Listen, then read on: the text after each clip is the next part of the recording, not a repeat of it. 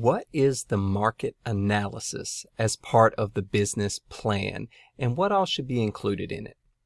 To begin with, the market analysis is probably the single most important or critical component of the business plan because it starts everything off. It is so instrumental in making the decision as to whether an idea is worth pursuing or a business concept is worth turning into a business venture that it must be focused upon and completed very early in the process to some extent before the venture ever begins. If the results of a market analysis are not favorable, then that is generally the guiding factor in determining whether you're going to pursue the business venture or no. So, what goes into a market analysis? Well, first, you're going to conduct research. You need to find out what's going on out there in the marketplace. You're really trying to research two sides of the equation. One, what do customers want? Why do they want it? How much do they want it? On the other side, what does the market look like in terms of substitute products and competitors offering similar products to meet the needs or wants of those customers? This together is going to give you a picture of the landscape in which you are going to operate or deliver your value proposition as a business.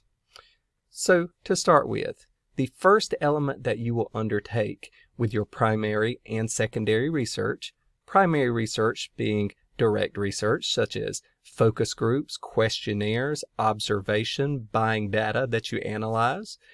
Secondary research would be buying information or reading about customer markets, customer preference, and things like that from research or information that others have collected.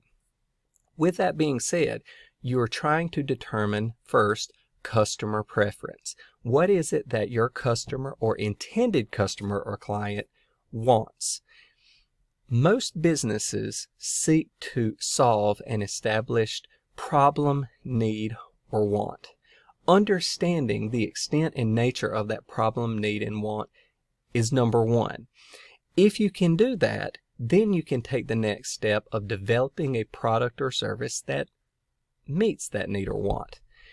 Once you have identified your customers and what they want, why they want it, etc., you can then begin to segment them, to group them according to characteristics that are like or similar among all the members of that group. That will allow you to more effectively target that group of customers because you have once again assembled those customers based upon an identifiable, relevant characteristic that once again typifies the group and will allow you to reach them more effectively with your value offering. There are many different types of categories that you can use to segment your customers or clients, whether it's demographic, behavioral, psychological, geographical, etc. Now, once you've identified these various market pools for your potential customers, you'll want to know the size of those markets.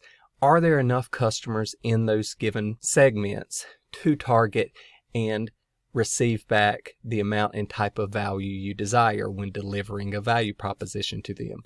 Quite simply, is there enough potential customers to buy your product or service to make your concept feasible?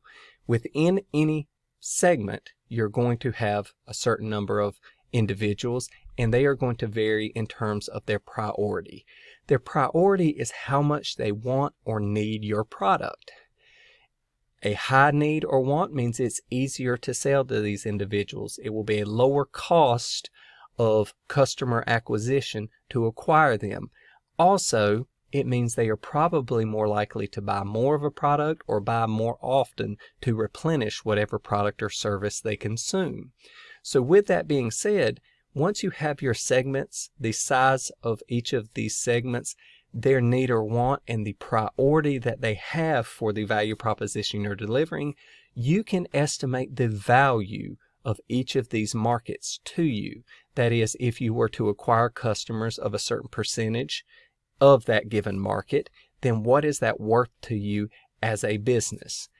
Once you have all this, you really have most of what you need to begin addressing the needs and wants of these different customer segments. You can develop a product that meets their needs, a minimum viable product for each of the given market segments, or specifically target one market segment with a single product or service offering. Once you have a good understanding of your customer base, then you can move on to look at what are some of the competitive products or substitute products that are being offered in the market to meet the established needs and wants of the customers, because you are going to have to compete with these similar or substitute products in order to acquire these customers.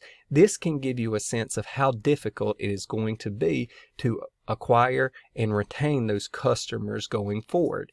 With all this information in mind, you can then make the decision as to how you should focus your efforts to get the most from your efforts. That is, should you spend your money, time, and resources focusing on one given market segment or another market segment based upon the size, the priority of the need or want, and how many competitors or substitute products are already addressing or meeting the needs of that market segment.